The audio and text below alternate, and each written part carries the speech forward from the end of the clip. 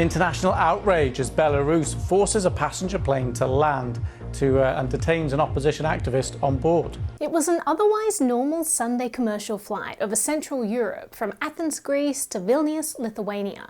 But one passenger grew increasingly nervous when the plane suddenly made a U-turn. Instead of landing at its destination, the crew announced the plane was ordered by the government of Belarus to taxi in Minsk. The flight's crew were under the impression some kind of bomb threat was aboard. The plane was being grounded in Minsk for its own safety. Fortunately, no bomb was found, and the plane was cleared to finish on its way to Vilnius, minus 2 passengers. They were checking our suitcases, but at the same time, they were arresting the journalist. No less than the President of Belarus ordered the commercial flight down in order to arrest a journalist on board, exiled dissident Roman Protasevich, and his girlfriend. Jets were scrambled off the ground in Belarus, and they forced the plane to divert from Vilnius airport to Minsk International Airport. In military speak, scrambling jets involves macho scenes of eager soldiers in smart flight suits sprinting towards open fighter cockpits, plane fuel billowing in anticipation for immediate takeoff. Governments famously employ such tactics supposedly for the greater good, when lives are hanging in the balance and there's an imminent threat or breach of airspace.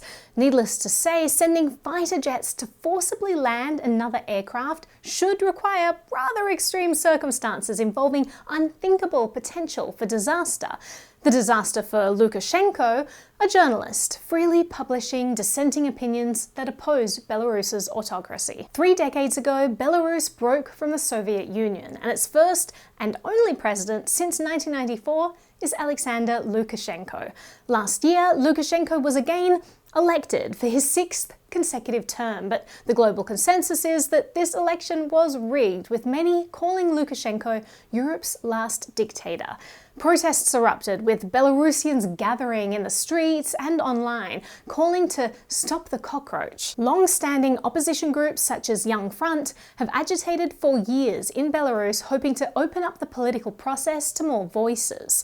Among its members is 26-year-old Roman Protasevich, who fled the country in 2019 but remained a leading voice of the opposition.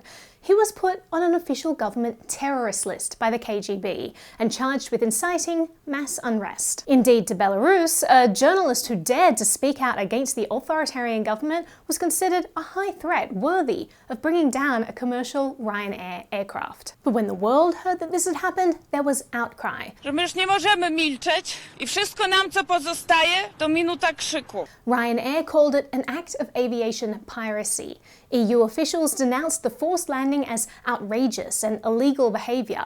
US Secretary of State Antony Blinken said, "We strongly condemn the Lukashenko regime's brazen and shocking act to divert a commercial flight and arrest a journalist." President Biden called for an international investigation after a, quote, outrageous incident this weekend. People are saying this is quite unprecedented. Unprecedented?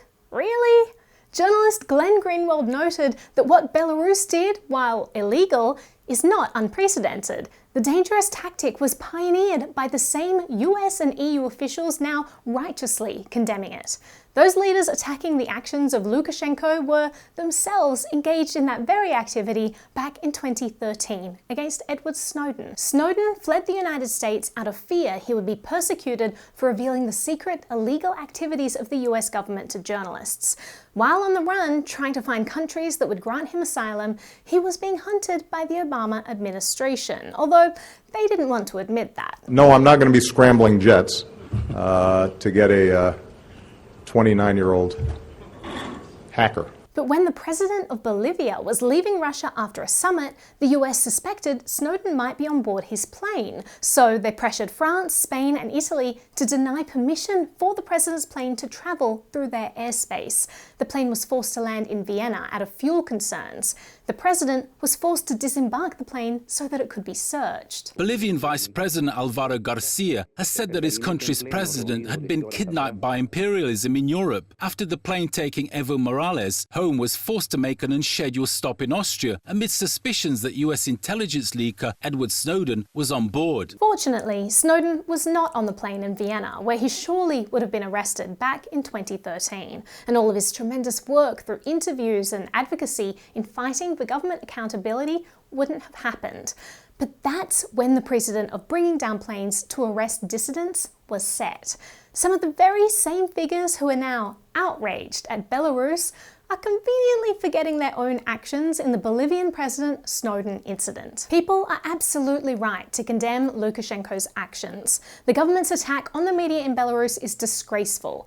Online censorship and arrests of journalists for defaming the president are commonplace. Lukashenko also just issued a new law whereby news media are banned from making live reports on unauthorized mass gatherings. And the Information Ministry is now able to order a media outlet's closure. And as Greenwald pointed out, bringing down a plane to arrest a journalist is illegal under many conventions and treaties governing airspace. He added, safe international air travel would be impossible if countries could force planes flying with permission over their airspace to land in order to seize passengers who might be on board. This act by Belarus merits all the condemnation it's receiving. But it's laughable to see the US's self-righteousness in condemning it, as if they too hadn't brought down a plane to catch a dissident, or kept award-winning journalist Julian Assange behind bars in a maximum security prison for years because he published material that embarrassed powerful governments. Assange is still behind bars, facing US extradition. So let's not pretend that the Biden administration and US pundits have suddenly embraced dissident journalists and information freedom. As Greenwald said, attempts from US and EU officials to cast the Belarusians' behaviour as some sort of rogue deviation, unthinkable for any law-abiding democracy, are particularly galling and deceitful. I'd like their pro-freedom of the press narrative more if it were actually sincere. Instead, it appears that European Union airspace has indeed become a plaything of governments in pursuit of whistleblowers and journalists.